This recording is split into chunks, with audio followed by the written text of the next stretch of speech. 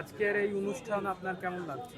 আমার খুব ভালো লাগছে যে করোনা সময়ের কবিতাগুলোকে একটা দুই মলাটের ভেতরে গ্রন্থিত আহ, করতে পেরে খুব ভালো লাগছে।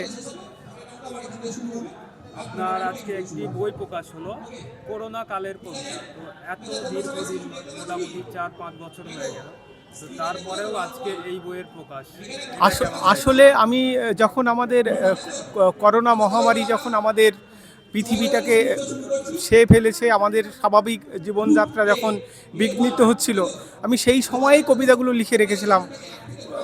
তো ভাবছিলাম যে এই কবিতাগুলোকে গ্রন্থিবদ্ধ করা প্রয়োজন।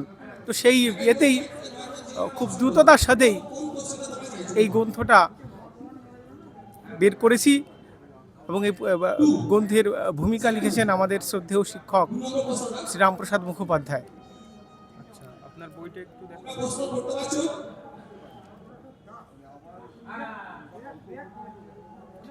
আপনার নাম? দিলীপ দত্ত, চরভূমি পত্রিকার সম্পাদক।